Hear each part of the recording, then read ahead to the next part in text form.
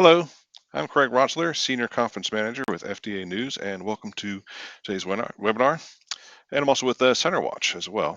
And today's webinar is on reducing complexity and starting clinical trials, more patients, and faster startup. This webinar is brought to you by Oracle Health Sciences and Cognizant Healthcare and Life Sciences. We're expecting this session to last about an hour. We'll have a brief presentation followed by a panel discussion and live Q&A. At this time, all participants are in a listen-only mode. Please feel free to prepare questions for our presenters. We encourage you to ask questions at any time during the presentation, and we can address them at the end. To submit a question, simply type your question in the area provided and press enter, and your questions are not going to be viewable to the other attendees. My pleasure to introduce our speakers for today. Sujay Jadhav is the Global Vice President of Product with Oracle Health Sciences. And he's also joined by Larissa Comas, Product Lead for the Shared Investigator Platform at Cognizant Healthcare and Life Sciences. It's great to have you both with us today, and we're going to introduce our other panelists a little bit later. But for now, I'd like to turn it over to you, Sanjay. Yeah. Thanks, Craig. Good morning, good afternoon, and actually good evening if there's folks in Europe which are attending this particular webinar. For all, hope everyone's staying safe and Happy New Year. I'm looking forward to actually a little bit more of a stable year this year vis-a-vis what we did last year. Having said that, I think the pandemic environment definitely was good in terms of putting a spotlight on our industry and helping emphasize sort of the importance of any changes that we do in the clinical trial process can make a big impact, within the broader market at large and to people's lives as well. And so before we get into sort of the crux of our webinar, that is sort of the expert Q&A panel, wanted to do a step back and set some context here. I'm going to actually talk about the exciting collaboration that Oracle has with Cognizant, really focused around helping improve the early part of the clinical trial process, what we call startup in the industry. So just stepping back a little bit and looking at the industry at large, I think most of us know sort of the macro stats. What it takes to bring a drug to market takes over 10 years, over $2 billion. And while in the last year with the pandemic, it was a great environment, it was all hands on deck, and we saw a reduction in some of those cycle times.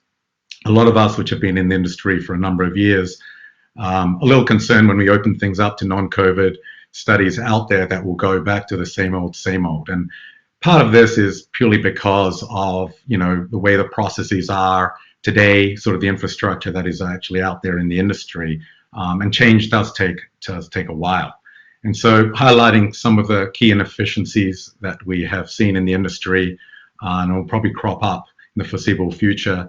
The first one is sort of how paper-based this overall process is. And while I think there's been a lot of good progress in certain sub-cycles in the clinical trial process, like in the data collection side, in the safety side, feasibility side, sort of the interconnection between those sub-processes can be very, very manual in nature and can be the source of a lot of inefficiencies and can lead to very, very large cycle times as well. So there still is a big paper-based element to the overall clinical trial process, and can actually become very, very pronounced with different entities which have different levels of technical sophistication, like sometimes we see with sites as well. Another big disconnect that we see out there in the industry is sort of the gap between the number of patients which actually want to participate in a trial and those who actually do it. You can see the stats there on the slide. The investigator turnover is also a big issue.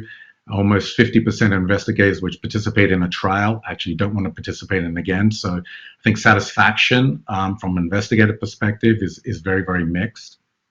And in terms of actual participants in a clinical trial, there still is a very large gap in that in order to participate effectively, you need to be in close association or proximity to a particular site. And while in the pandemic environment, there has been some improvement there, with the stay-at-home environment that we're at, with the push for telehealth overall, there is still a very large gap.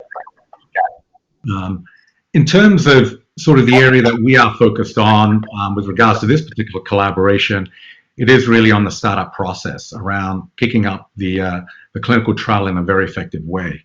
And the belief is that if you set it up well, then you get a lot of downstream benefits out of improved efficiencies in cycle times, improved recruitment, and overall reduction cost, and a pleasurable experience for all participants as well. And that's extremely important because the goal ultimately is to have repeat participants in the clinical trial that we can continue to develop drugs at a fast pace. Here are some examples of some of the areas that we are focused on with regards to this particular partnership. And there's sort of 4 key themes. The first one is really around sharing the data and ensuring and making sure that there's a single source of this particular data. A good example of that is the actual site profile. It's amazing in this day and age that sites actually continue to need to update sponsors in terms of their overall profile. And that's something that we're focused on in a big way with regards to this particular collaboration that we have between Oracle and Cognizant. The second area that we have focused on is accelerating a lot of the administrative tasks. It's interesting that a lot of the process is very, very sequential in nature. And I think the COVID environment has brought a little bit of parallelization with regards to a lot of these tasks. But having said that, I think we're still in early stages there. And so ultimately what we want to do is automate those tasks, which helps improve the efficiency of all the participants as well. The third area that we are focused on is on recruitment. And while some people feel it can be a little distant vis-a-vis the startup process there, but if you select the right site, if you understand, hey, the performance of that particular site for that particular therapeutic area, or whether that site happens to have a good infrastructure in terms of dealing with telehealth techniques, etc., and you pick that site better, then again, I think you can improve recruitment downstream as well. So the connection between improved recruitment and startup is very, very strong.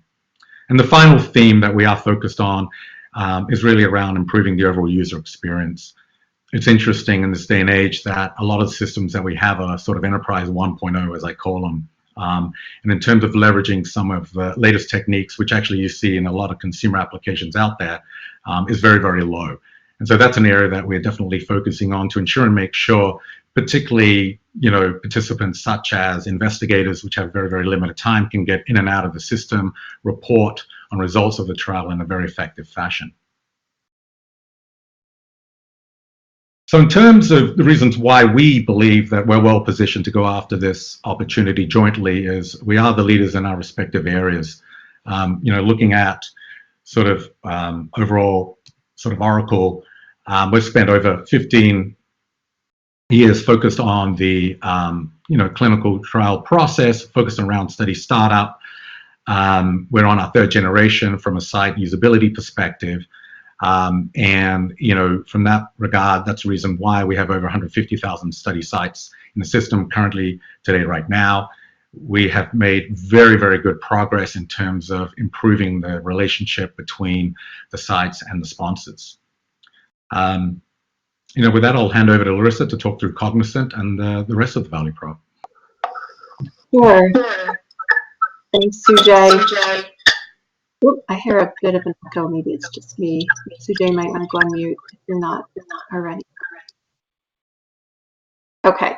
Yeah, so we're really excited to talk about this with you. And as Sujay was saying, we really, with the 2 of our organizations coming together, are touching so many elements of the study startup and site activation process.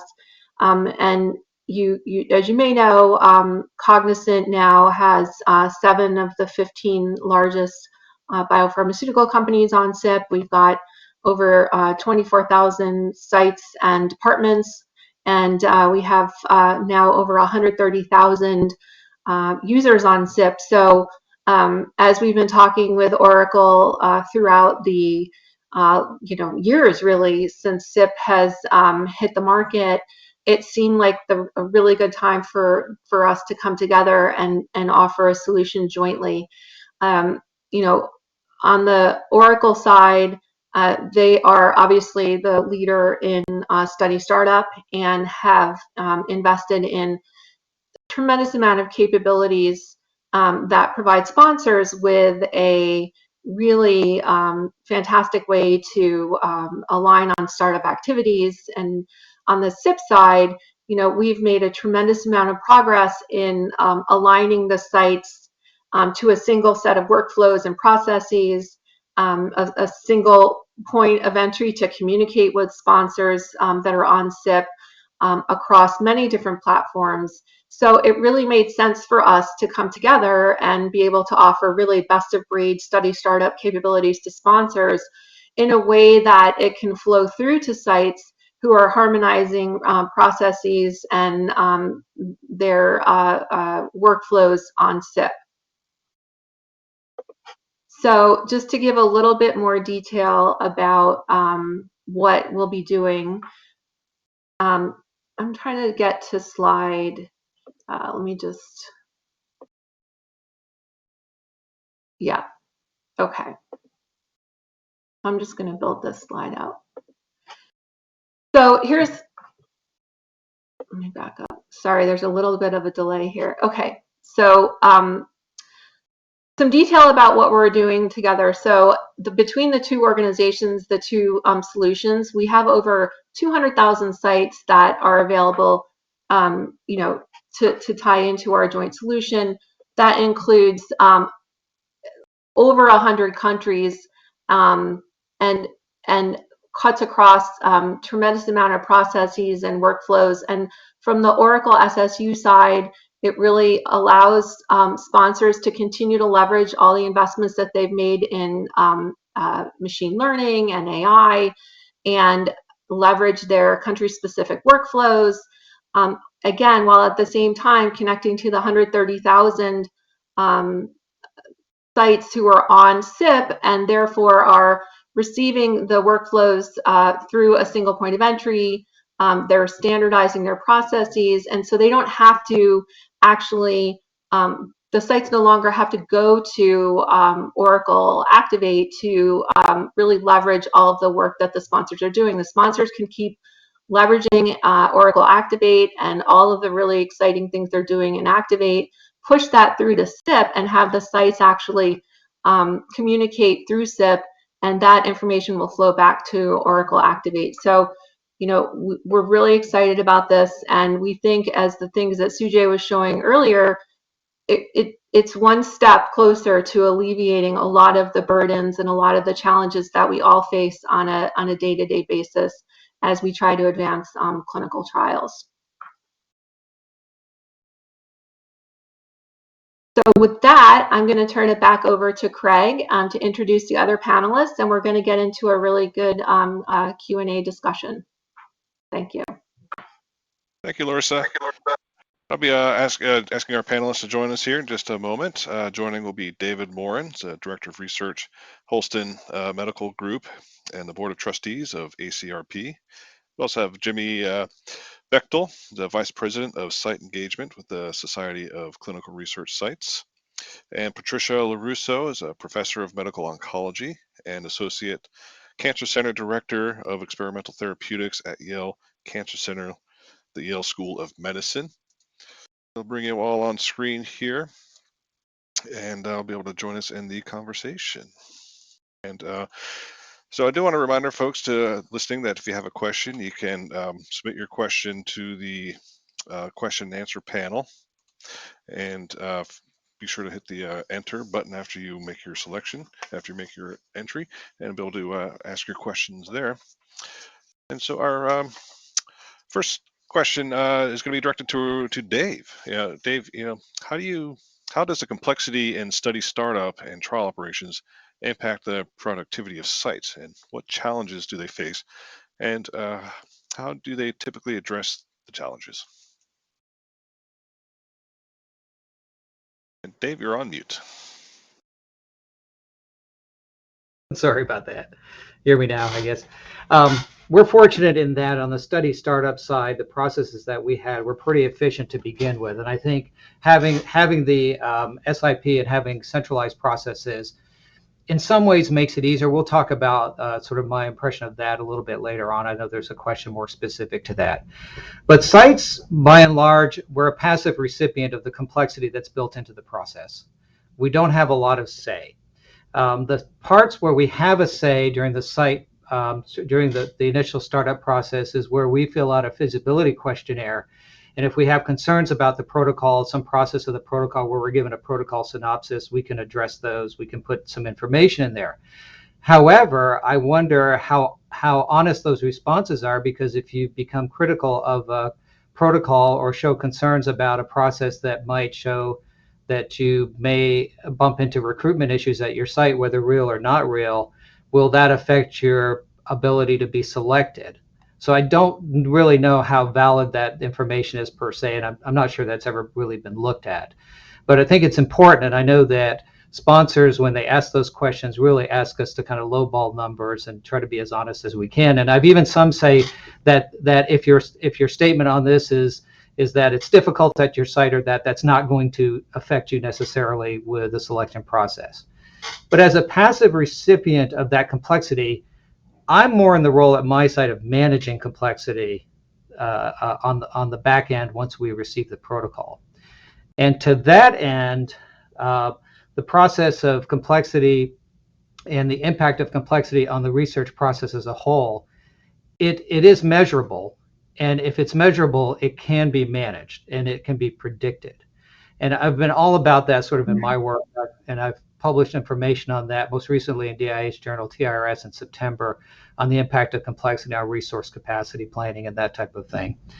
But ultimately, the question of what effects complexity has, and it's been mentioned here already, what effect does it have on productivity means what effect does it have on enrollment? What effect does it have on the ability of the site to stay within regulatory compliance guidelines and on data integrity? Because anything that affects enrollment, data integrity, or compliance is going to ultimately have an adverse effect on productivity. So that's sort of part of the equation, but complicating that is the fact that the mainstay of the workforce in clinical research are your clinical research coordinators. And that's not to say that the investigator doesn't play a huge role. Of course, they're the central and the role with the most responsibility, but the mainstay of the workforce are the clinical research coordinators. And who can be a clinical research coordinator these days? Well, anybody, really.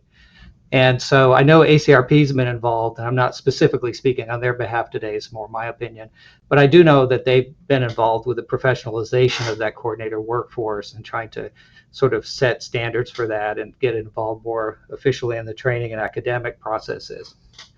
But, we can talk a little bit more and later about the management of the complexity downstream, but I know this focus is more on the beginning end of it, so I'll stop there. Yeah, thank you, Dave. And if any time our other panelists would like to jump in, feel free. We have another question that came in. This one's directed to Sujay. What are areas in study startup and trial operations add the most complexity and burden to clinical trial sites? Is it to sponsors or CROs? Yeah, I think actually interesting, when you look at sort of the pain points, I guess, for sites, what I've seen typically, it's actually the interactions that they have with the sponsors, all the CROs during, sort of distinct points in the overall study startup process, right?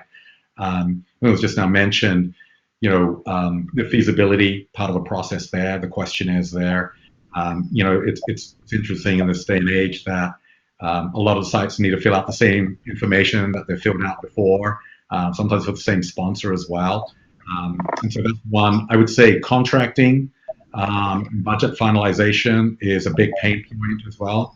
That interaction with the sponsor or the CRO as well, between the sites as well. So we've seen typically that's probably the long pole in the tent when you look at the overall study startup process, which is the time it takes to actually finish the contracts, is usually very, very large as well. And then I would say one other sort of pain point that we've heard is, and really goes to sort of the purpose of SIP, is the multiple systems that the sites have to log into, right? You hear the comments typically they have 70 different logins and passwords, etc. And so I think that's really what we're going to with this particular collaboration, is trying to have sort of a single sign-on and the ability for sites then to access studies across multiple sponsors and CROs. And we have partnerships with a lot of CROs out there, and the beauty of that is that they have a number of sponsors. So once they log in once, they can get access to multiple sponsors out of that and address that particular pain point as well. So, I'll say they're typically sort of the pain points for the sites, and I think to a certain extent they're actually the pain points for the sponsors and the CROs as well. Maybe a little bit less so, given they have the people and they have infrastructure to do it. So it definitely is a lot more pronounced for the sites. Yeah, and I would add to that. This is Larissa Comas. That when the sponsors came together through Transcelerate to create SIP, addressing the repetitive nature of the feasibility questionnaires was one of the things that, when they created the facility profile, their goal was to significantly reduce the number of questions that a site had to answer over and over again. So while yes, there is a time investment for a site to have to fill out their profile, there is benefit beyond that as they do more studies with sponsors. And that's one of the reasons why, again, like coming back to the partnership, sites can continue to leverage that piece of SIP that reduces that redundancy, but yet the sponsors don't have to give up some of the study startup expertise and capabilities that Oracle brings to the table as well. Larissa, can I ask you a question from an investigator perspective at an institution that I'm sure a lot of institutions. So how do you guarantee standardization of processes across multiple sponsors through the utilization of SIP? Well, guarantee is probably too strong of a word, but the way that all of the sponsors are using a single technology platform in SIP, right? There's only one actual instance of SIP. So whereas in the past, maybe sponsors were on the same technology, but they had different versions, and some versions were farther behind others. Because of that, there were differences in how they needed the workflows to happen or processes. SIP is just one instance. And so what that means is that every time that a site logs into SIP and communicates with the 7 sponsors that are on SIP, whatever that process is that they're doing through SIP, whether it's exchanging documents, whether it's filling out a feasibility questionnaire, there's one way. There's one process, and that's it. There's not multiple instances. There's not multiple versions. It's all the same experience. Thank you. And the sponsors, just to add, the sponsors, when they created SIP, it seems a given now that sponsors are collaborating in this way, but I'm sure you could imagine the early years of SIP when sponsors had to actually agree on what should it look like and how should it come through to us. And so we kind of take for granted that this collaboration exists, but even getting to this point where they've agreed to use a single platform and single processes and a single structure was a really big move for them. Great. Thank you very much, Larissa.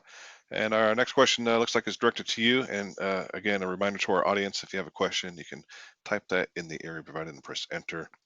Larissa, what makes clinical trials so complex and burdensome for sites? And how do technologies like SIP help with that? Well, I've been doing this for a long time, and in the early years that I worked in this industry, I actually would sit with sites with clipboards standing at the door, trying to screen patients as they walk in. And in another part of my career, I sat next to the group that had the randomization phone and witnessed, what it was like for them to have to go to the bathroom if they needed to. And,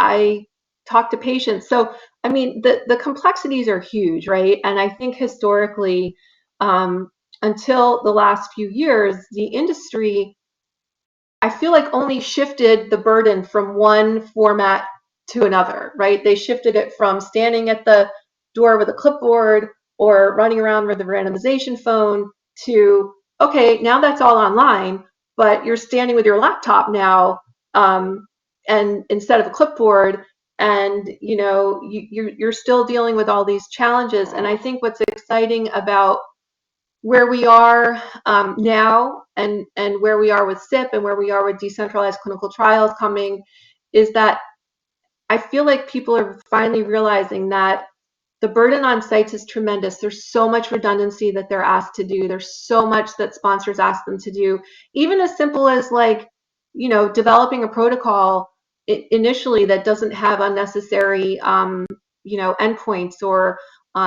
unnecessary requests or needle pricks and things like that. And it's just bringing technology together, whether it's through machine learning to help develop protocols more smartly, or whether it's in some of the work that we're doing to try to reduce the amount of redundant administrative activities that sites are asked to do.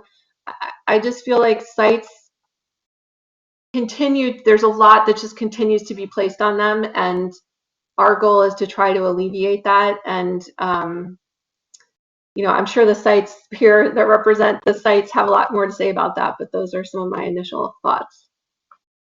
Yeah, I was going to add to that, Larissa, and I'm sure someone in direct in the day-to-day, right, like you, Patricia, can go to back me up on this, and that it's those things. It's not just about the sites, right? Enabling the sites and approaching things with a more site-centric approach only goes to enable and allow better patient care, which is really what is the important part, right? If we can make these if we can reduce these redundancies and allow these, consistency amongst systems and interoperability of data, it will enable the sites to be able to treat the patients better, which is ultimately what we all want, including the sponsors and CROs. I think that they sometimes just lose track of that. Putting my site hat on here and speaking to that it ultimately they get caught up in what they're being asked to do and the data that they have to collect and how they have to collect that data, that they sometimes forget about the sites, and they often then sometimes forget about how that's going to play out for the patient. I think thinking about these things and incorporating them together and using tools like SIP consistently across the industry and even just across trials at your own company, right? I mean, let's start there. Let's start with just one company using the shared investigator platform for all their studies. We can then build onto the rest of the industry kind of adopting these solutions too. But I would say the other part of that is, don't just because someone comes out with a new shiny bauble and a better way to do something, you don't necessarily need to switch. Work with the companies that you're working with now to improve what they have. If you see something great or a new feature or a new functionality that someone has, but you've already been using this particular piece of technology for a number of years now on a number of your trials, improve what you have. Work with those companies to improve what you have, because that's going to really help the sites out to see the same solution coming across their desk, the same tool for telemedicine, the same tool for their e-diaries, the same tools for their feasibility questionnaires. Don't just switch to a new one because they have something better. Improve what you have with that company. Dave, do you have something to add? Yeah, Jimmy, I think those are great comments, and somebody on the day-to-day side, that's exactly what we want to see. I mean, very specifically, I know even just a few months ago with one of the sponsors that had just an endless daily number of SAE forms for us to sign, SUSAR forms and those types of things, and manually review and sign and file. That's all electronic now, all automated. It's so much easier to do it that way. But on the study startup side, I lament too, Larissa, the days, because I've done this over 30 years, where I would be submitted a draft protocol and I could review it, and life was less complicated, let's say back 15, 20 years ago. It definitely was. But I could get an opportunity to review and provide suggestions while the protocol was still in the draft form before. But oftentimes what happens with sites even now is that we get the final format, little opportunity to provide input. Things that we could have suggested earlier from the site level on sort of the operational side from our perspective wouldn't get incorporated, but then it becomes an amendment, and then there's additional training, and then it impacts recruitment, and on and on. And I would like if possible, for there to be part of the SIP to have an opportunity for sites to have the protocol earlier on, while it's still potentially in a draft form, where we could say, hey, by the way, in the past, this has caused issues for us. Just to let you know, I'm not sure where we have a suggestion per se to how to fix it, because, you know, on the operational side, from perspective of complexity, it's hardwired into the disease state. Oncology studies, neuroscience studies, those are just complicated studies to do. It's hardwired on the data collection side. If you have a lot of data collect, if you have invasive procedures, if you have endless amounts of diaries, sometimes you just can't help that. But there may be times where a better way could be found. Yeah, Dave, I'm happy, actually, we have a product at Cognizant called Document Accelerator, and it allows for that. So it's one of the things we're exploring for SIP. So maybe we can connect offline and we could look at that together, because I'd love to get your thoughts.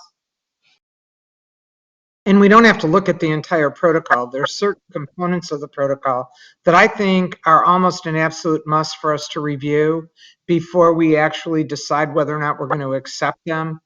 The first thing we have to do is wait for the CDAs to be signed. So if there's a way that SIP could help us with CDAs as well, so that we can expedite our relationship, not only with the sponsor, but importantly, the relationship with that individual protocol, so that we can provide input to make it more user-friendly, not only for the sites or so much for the sites, but equally, if not more importantly, for the patient. Because as Jim had said previously, the ultra umbrella of what we're all here for is the patient. And we have to remember that as we develop these tools and try to make it more user-friendly, so that we can get things to the patient faster and more efficiently. Great, Yeah, thank you cannot all. agree more. I have a good question from our audience. Looks like a good one for Larissa. Yeah, how do you ensure that the program is current, i.e. facilities and/or equipment is current, and location changes, etc.? Yeah, so we send notifications out to the sites once a year to update their profiles. So it really is still incumbent on the sites to keep their profiles updated throughout that time period. But the way that SIP is being used now by many of our sponsors is that all of their studies in their portfolio are going onto SIP. Many of them are in different phases of doing that. So it really behooves the site to keep their profiles updated, because that is how the feasibility analysis is being done relative to, you know, what is happening at their site. But so we send reminders. Currently, we don't require sites to do that, but we do get a lot of questions about that. So it's maybe something that we might want to discuss with some of our site, like at our new SIP SAG that's coming up, Jimmy. It might be something that we want to talk about is, are the sites open to having a more strict requirement to update their profiles in a certain period of time? Excellent. Our next question is coming in. Looks like good for Patricia. You know, what do you see as the potential advantages of a shared investigator platform, or SIP? Well, I think one of the potential advantages, I know that there's more work up front and it's much more labor intensive to get onboarded into SIP as an individual site. But I think theoretically and hopefully practically, the advantages are that once you do onboard and download everything into one portal, that it can be accessed by multiple different sponsors, so that you're not doing the same work over and over and over again. I'm hoping that, you know, long term, it will significantly minimize many redundancies that we have to do for each and every sponsor.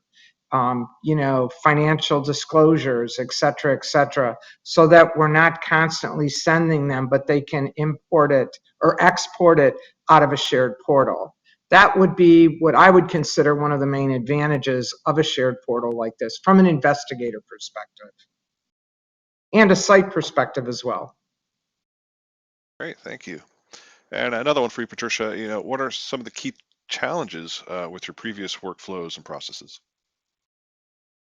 Well, I think I kind of touched upon some of them, is the amount of manpower that it takes to do the same thing over and over again for every clinic to onboard and to open every clinical trial. So if you could minimize the number of times you have to be redundant and be able to only do it one time, as an example, per year per investigator, especially for very busy investigators and very busy sites, it may have significant advantages, because it does take a lot of regulatory manpower to put that to execute that process over and over and over again. And there are a lot of other things that we could refocus those resources towards if we could minimize the redundancy of the process. Great, thank you. And Dave, for you, what is the role of a centralized technology platform in alleviating these challenges? Well, it's growing on me. Okay. And the role has been really touched on. I think initially it's more work, for sure. And what happens is I understand why the format is the way it is. It has to be, the data that's entered has to go through a vigorous process of validation. There are many aspects of it. I think overall the format is good. But to navigate around it, it's a learning curve. And when you're putting information on there initially, it takes a while to sort of get used to the format. And then you have to go back and forth between the person who's giving you permission to access on their behalf, right? And that's the same with feasibility questionnaires, which don't come to the site director, but go to an investigator. And then that investigator has to go in and allocate you, the authority to go in there and do it on their behalf, and those kinds of things. So for me, I think right now, given that work has been done to load it, which takes a little bit of time on the front end, and once you get used to it, it's pretty straightforward after that. I mean, there's still, like every software. I mean, how many of us look at our phone and every couple of weeks we got an update because something's improving? And that's the same way it is with SIP. I mean, it's a never. I'm sure Larissa's looking at it and nodding, but it's a never-ending process, right? There's always something going on with it to try to improve it. And to that end, I think when we have questions that we can provide and feedback, they're pretty good about getting back to us. So I think what it does for me right now, we're still living in both worlds. So we still have to do some of the old, and we're learning this process. So there's overlap. So there's probably no net benefit of my time per se, because we're living in both worlds right now. But as we move one foot out of the old world and we go totally into this new world, we're going to see what happened to me with this major sponsor who has a major compound that we've been working on for years that now has a lot of use worldwide, and we're getting these constant reports, and I can spend time just clicking instead of signing, and those types of things make it huge. Even password management will be used. I hate to say how many passwords we all have. I probably have 5 passwords and usernames on every study, and every one of them, it seems, needs to be updated every 90 days. And when you're a sub-I on 10 or 15 or more studies, and you're PI on 5, it's part of your day, right? So for us, I think eventually, and I'm beginning to see the light at the end of the tunnel where some things are easier. Eventually, that's the world we're going to be. We look ahead. We've got to be there. We just simply have to be there. And I think this is going to work. But as you know, we'll provide feedback and we'll continue to work with it. But it'll do its thing. And one of the questions I had for you, Larissa, if I could, Craig, is how do a lot of the work we do are with smaller biopharma companies, names of which, some of us who aren't necessarily into that world have heard for the first time when we're looking at some of their compounds. What kind of connection, what kind of access do they have to your platform? And how are the number of sponsors expanding in your world? Yeah, so as many of you probably know, SIP was originally a Transcelerate member company only platform. For the last about 20 months, it's been opened up to non-Transcelerate members, and that includes small biopharmaceutical companies. We actually have 2 small biopharmaceutical companies, pretty small, that we're actually 3 that we're speaking with right now. So, I would say, let them reach out to us or ask them to reach out to me, and we're trying to proactively reach out to them. But we have come up with a model that enables small companies to leverage SIP as well. And we do have, as far as, yeah, go ahead. Can I just echo one thing that Dave said? And I think there's an echo, so I apologize. But I don't think we can underestimate and Dave, please correct me if I'm wrong or expound on this. I don't think we can underestimate the amount of time it takes to onboard a large site into SIP. And that is one thing that, several sites I think are challenged with, because they are probably understaffed to begin with, regardless of whether or not their administration thinks they are. And then it takes a significant amount of manpower to onboard all the different components that are required to then eventually begin to use SIP. And it's just chasing down all the different investigators of one site and getting them to get into SIP and to delegate their people, et cetera, is a lot of work. I mean, Dave, I don't know how you handled it initially and what the initial, thought process was in terms of time commitment to onboard into SIP. But it does take work up front, and hopefully that upfront manpower and labor will be rewarded as you continue on through the process. Dave, can you comment? Sure. We're not a big site by any means, but I mean, we've probably got about 20 people working with this on the research side. I'm going to say take the number of investigators, sub-investigators, site staff, financial people, regulatory folks you have, et cetera. Take that number of people, divide by 2 or 3, and that's the number of days it takes a full-time equivalent to enter information initially in the SIP. And that includes sort of the back and forth, because you can't sit down at one time and complete an individual, because they're not going to have all the information. You have to track down all the information, and hopefully you have that in one source already. But sometimes there are specific things there are things that are being requested in a specific format that you might have printed out before that was acceptable to be in a binder, but may not be the format that is recognized as being acceptable for SIP. And you have to learn kind of what they think that training version or the way it looks or something like that is, and that's part of the learning curve. It does take a while. Once it's behind you, it's good, it's in there, you feel a sense of accomplishment, but then you'll get a reminder that something needs to be replaced and this and that. So it does require some maintenance. All in all, I'm the one who manages it, only because I think it was better for one person to really be kind of knowledgeable about it and a go-to. And we're not a big outfit here, so I don't want to delegate that necessarily to somebody, because it was also something I was interested in learning as a site director. What does this do? How is it formatted? How can we access it? How can we leverage it? That type of thing. So I have a good understanding of that. Talk about time saved downstream as a result of you now being a member of SIP. I'm seeing it definitely. So right now, if I had to look at the amount of time it's saving me just on signing forms, probably 15 to 20 minutes a day right now just in signing stuff, which is important when you're looking at a whole week, right? That ends up being an hour or 2 a week at our small site. If we can get into the password management side of it, the feasibility questionnaires I've been happy with to say are better. I've noticed an improvement on some of them where when you go through, they're already pre-populating, automating some things, which really helps.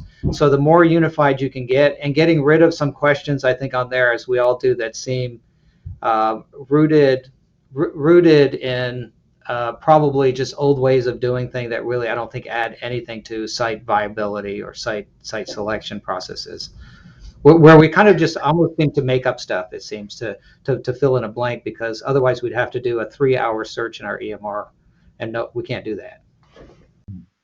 Yeah, I just wanted to add, I mean, I think there definitely seems like an investment, initial investment to get onto SIP, but I think it's definitely well worth it over a period of time. And David, too, I think I wanted to add to sort of address sort of the question that you brought up a little bit around, hey, maybe for the large sponsors, they're on SIP as well, and the biotechs, and how is that going to change things up? And I think, in addition to sort of Cognizant, SIP, sort of connecting directly with the biotechs there, We also have a number of large CROs at our customers where sort of their study startup process is sort of within our particular solution overall. And a lot of them actually have a number of biotechs. And so I think ultimately, folks like us, we're trying to make life easier for you guys by connecting them in. So, they can keep their SOPs and their interaction with sites can occur via SIP, which is a standard interface for you guys, which you have invested a lot around. And particularly with these large CROs, which have a very good biotech footprint for time, then allows you to actually liaise with the biotechs, the large pharma in a very seamless fashion, and leverage a lot of the data that you've invested in already in sort of your SIP onboarding as well, and be very, very efficient over time. Great discussion, everybody. So I'd like to move on to our next question. Looks like it's for Jimmy. What are the key clinical trial processes that would benefit most from moving to a site-centric approach? Yeah, I mean, we've addressed quite a few of them here, right, to talk about them. Definitely that initial startup portion, and even before startup, I think with feasibility and site selection, I think are huge. And one, I want to focus on that term site-centric, right? And that is focusing on the needs of the site holistically when you're developing and implementing these tools, matching them with what you need as a sponsor or CRO who is selecting these sites and initiating them and making sure that, because ultimately, as I've mentioned, the site-centric approach is a patient-centric approach ultimately, and that's something that you should keep in mind when you're enabling these tools, and that's definitely a major phase of it. But it's definitely not exclusive, right? Site centricity should be perverse throughout the clinical trial process. Pre-startup, startup, maintenance, right, while you're seeing patients, and then of course closeout too. We've had some interaction this week pretty heavily on our SCRS online community around closeout and sites not having the information they need to store or destroy study records for trials that are old. So it's these things, these processes, and then thinking forward along the entire clinical trial process. But speaking what we're focusing on today with the shared investigator platform and really where it's kind of shines right in that feasibility and startup phase is definitely a part of the process there, and using tools again consistently and with that the site need in mind across that process is really a major part of that. It's like your first impression, honestly, when you're on those studies. It's the first impression the site gets of you, and it's the first impression you get of the site. And tools like the shared investigator platform should allow both parties to put the best foot forward when they're starting that relationship on that new study, because you're working with a new clinical trial team. You're oftentimes working with investigators, coordinators that you may never have had a relationship with before. So you want to be able to do those things quickly and easily, speed that process along, because I know you all have heard probably the statistics around how much money it costs each day that a site is not actually enrolling patients yet, how much money it costs those sponsors and CROs, and what portion of the enterprise, the cost of a clinical trial ultimately ends up being. So if we can use tools like the shared investigator platform to speed those things along and give the sites the tools that they need to quickly and easily get into enrolling patients, I think everybody wins.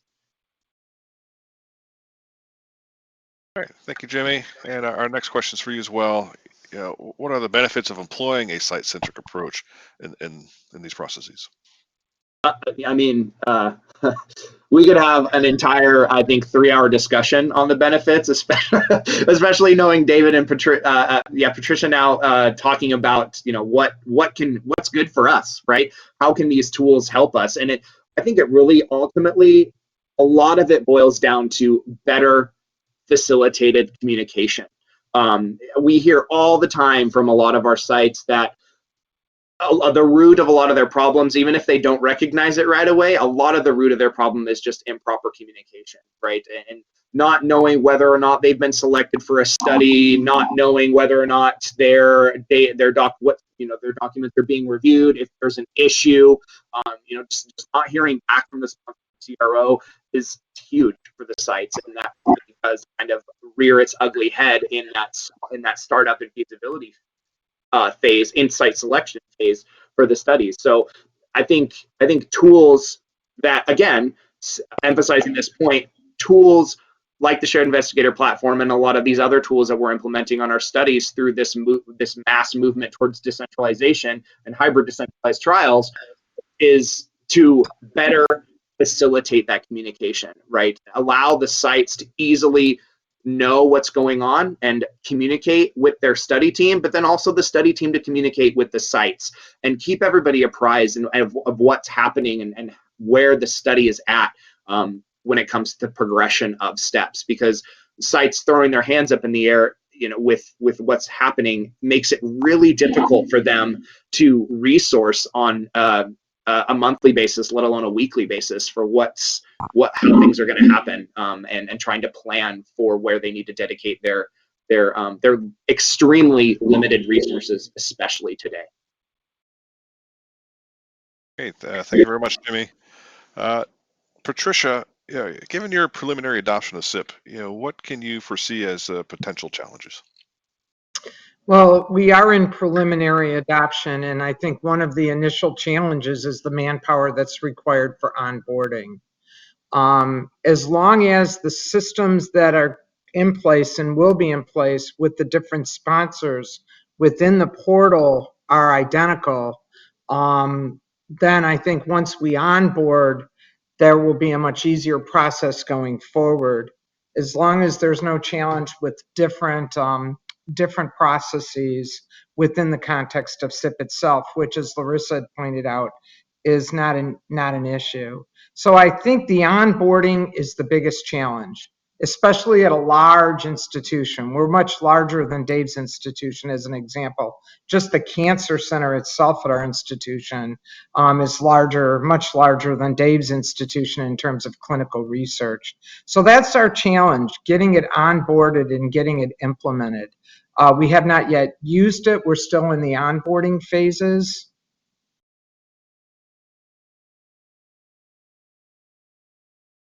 Thank you. And it's going to be very difficult, unlike Dave, where he's the sole manager, so to speak, of his SIP software at his site.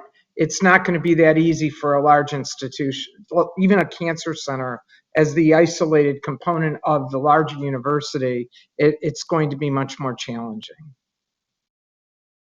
Got to be a lot more training involved. Great, thank you. And for Sujay, what are the advantages of using machine learning for prediction compared to how studies are traditionally planned?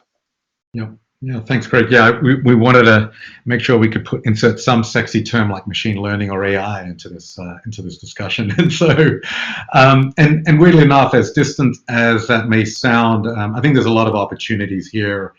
Broadly speaking, when you look at machine learning and AI, it's often used in sort of the drug discovery area. It's actually very surprising when you look at the clinical trial process, the lack of usage of particularly machine learning. And at the end of the day, it is a clinical trial process which can be automated, which is very ripe for machine learning. Ultimately, what we want to do is make life easier for the sites, for the investigator. And you can sort of sense what we're trying to do here with our technology solutions is to avoid any rekeying of data, have a central source of truth, and sort of there was a discussion around the profile. And weirdly enough, as basic as that sounds, that is in fact very, very important for machine learning and AI, because if you have that single source of truth, then you can understand, and it's updated from a profile perspective for a site. Then when you go to site selection, the sponsor of the CRO does there, then they can actually look and understand, hey, look, these particular sites, they seem to have the construct of being able to support this particular clinical trial.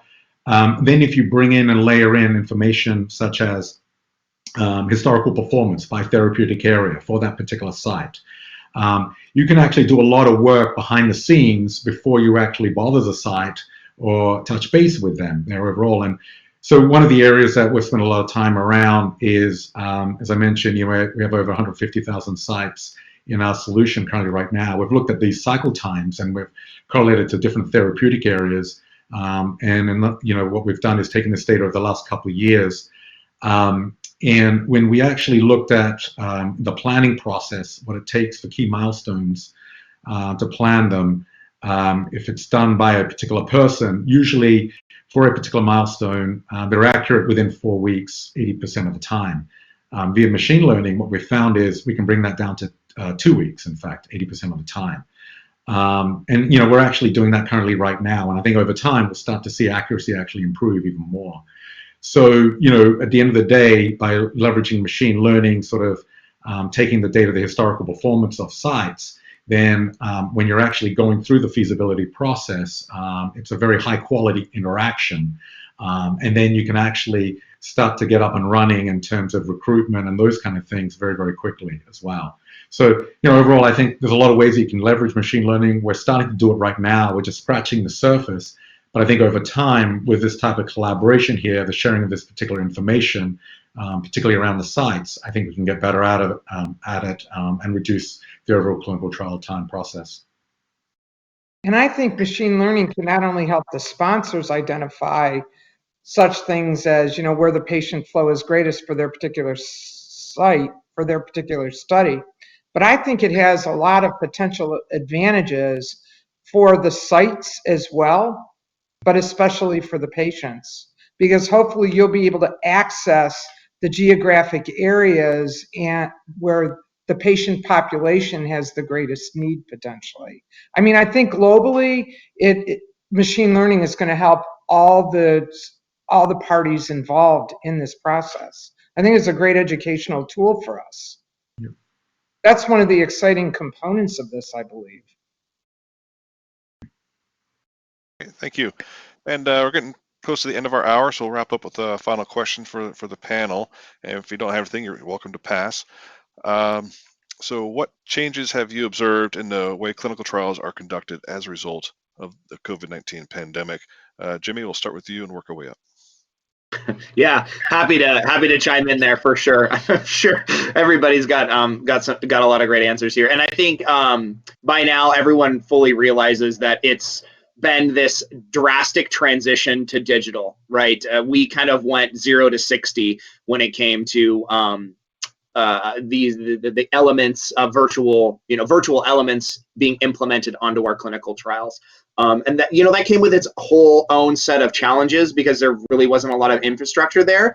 And a lot of it centers around the fact that there's a lot of being asked of the sites when it comes to additional resourcing and changing the way they do things and switching up their operations. Yet the sites have had to scale back and really reassess their resources as a result of COVID-19 and not being able to do the things that they normally do. So it's kind of this, unfortunately, we've seen it kind of pulling in opposite directions here with what the sponsors and CROs are asking of the sites and what the sites have available to do. So they're having to get really, really strict and creative with their resourcing when it comes to things like filling the requirements of remote monitoring. We've seen a lot of sites that have had challenges with doing what's being asked of them, given their financial compensation for those tasks, but then resources, having those resources available to be able to, again, fill those needs. So this big shift,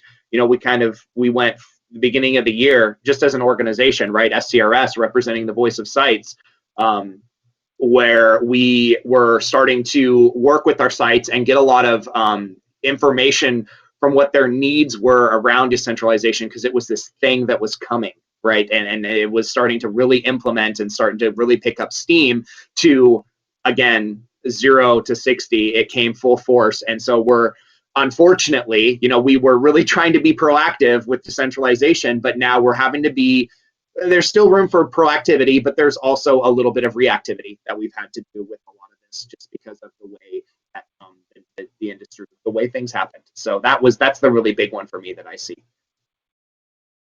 I found that things that we were told were not possible to do suddenly became reality and became possible to do. And you're very right, Jimmy. We went We could have been proactive and instead we were reactive.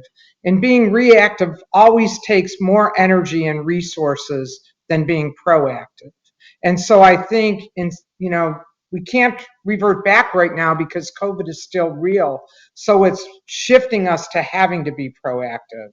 But it does take a different mindset and it is going to take different resources. And basically, it's forced us to adopt new strategies, and some of those strategies are here to stay. We have new tools now. I'm not saying the old tools were bad. If we want to lean on those because there are some ways that are great that we want to continue, but it allows us to also incorporate these new methods and on the virtual trial and to incorporate into it. So we'll keep the best of both. And I think those new tools are going to, once we come to a, stabilization, are going to allow us to expand even further with our capabilities. I think that the tools that we've created or established that may have been created elsewhere as a result of the pandemic are going to be tools that will help us grow. And I think there's a lot of positive that's come out of those tools that I think will make clinical research hopefully much better and more accessible to more people, especially the patients. Great. Well, thank you all very much. Big round of applause for our panelists today. Thank you so much for being here. We'll go ahead and wrap up today's session. And I do want to add that if you submitted a question and we weren't able to address it today, someone will be reaching out to respond to your question. Okay. And then that's it. We'll go ahead and wrap up for today. So thank you again. And thank you for all those that have called in. Yeah, thank you. Thanks, everybody. Thank you. And I'd like to thank participants for joining us today. Be sure to fill out the survey at the conclusion of this webinar. Your feedback is important to us. We'll now conclude today's webinar. Thanks for joining us.